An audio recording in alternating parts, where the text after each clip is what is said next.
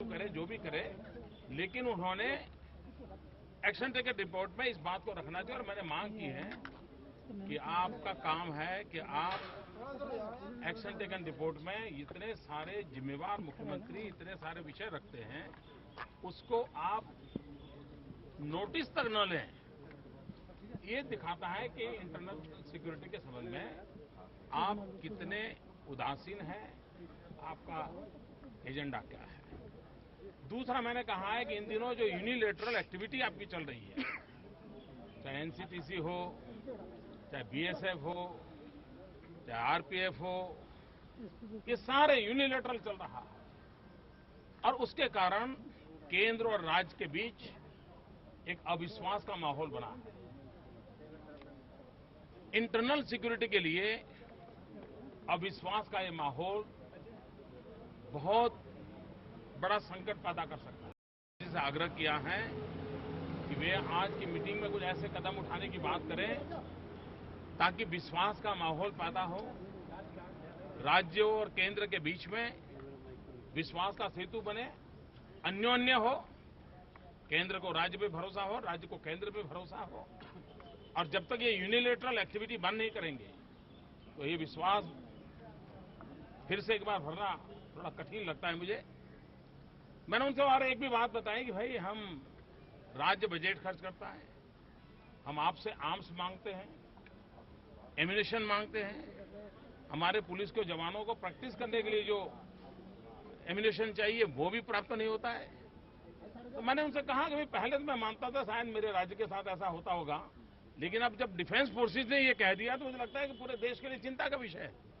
सिर्फ सेना का ही वो हाल ऐसा नहीं, हम लोगों का भी वही हाल है कि हमें सफिशिएंट मात्रा में गोला बारूद नहीं मिलता है, शस्त्र नहीं मिल रहे हैं, जिसका बजट सरकार राज्य खर्च करने को तैयार है। तो उसके लिए उन्होंने एक नए सिरे से मैंने आग्रह किया है कि सारे देश में सब राज्यों की कितनी मांग है, आप कितना सप्लाई कर सकते हैं, अगर आपको इंपोर्ट करना पड़े तो उसकी कोई पॉलिसी बनाइए और डिटेल में आप एक स्कीम बना करके सारा बैकलॉग खत्म करने की योजना बनाइए। एक और विषय मैंने कहा है कि भाई इंटरनल सिक्योरिटी को भी आप आइसोलेटेड वे में नहीं देख सकते। एक्सटर्नल सिक्योरिटी के साथ उसका जुड़ा, अगर डिफेंस फोर्सेज हमारे डिमोरलाइज हैं, जैसा पिछले 1-1.5 महीने से विवाद चल रहा है, अगर यही विवाद चलता रहता है तो उसके कारण इंटरनल सिक्योरिटी पर भी उसका इंपैक्ट आता है, वो एक बहुत बड़ा नुकसान पैदा कर सकता है। अब मुझे अपनी बात करने दीजिए। और इसलिए ये बहुत बड़ी महत्वपूर्ण बात है।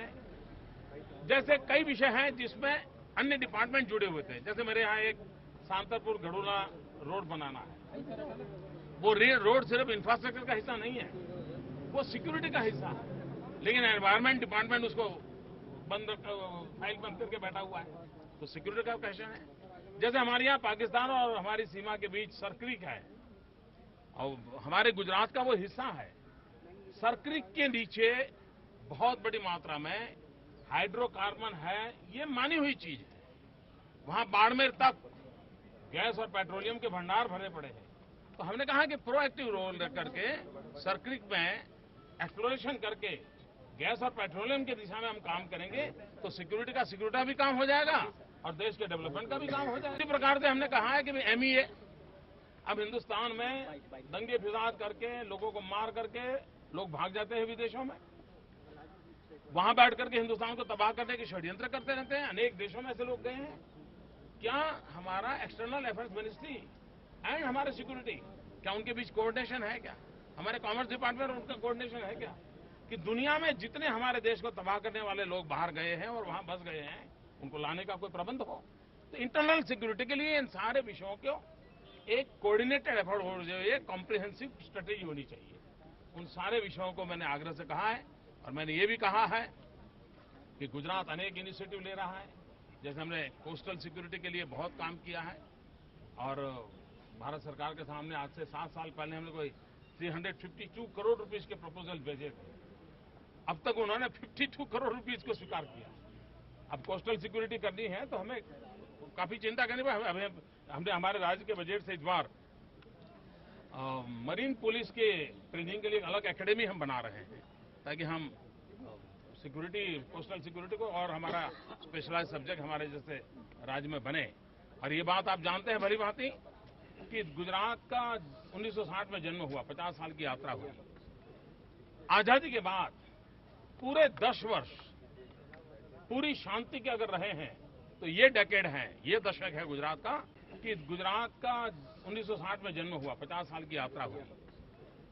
आजादी के बाद पूरे 10 वर्ष पूरी शांति के अगर रहे हैं तो ये डेकेड है, ये दशक है गुजरात का, जो मोस्ट पीसफुल दशक रहा है। और उसका नतीजा है कि आज गुजरात 11% से भी अधिक ग्रोथ, एग्रीकल्चर में भी 10% से अधिक ग्रोथ, और एक प्रकार से नेशनल इकोनॉमी में बहुत बड़ा कंट्रीब्यूशन करने वाला राज्य बना हुआ है।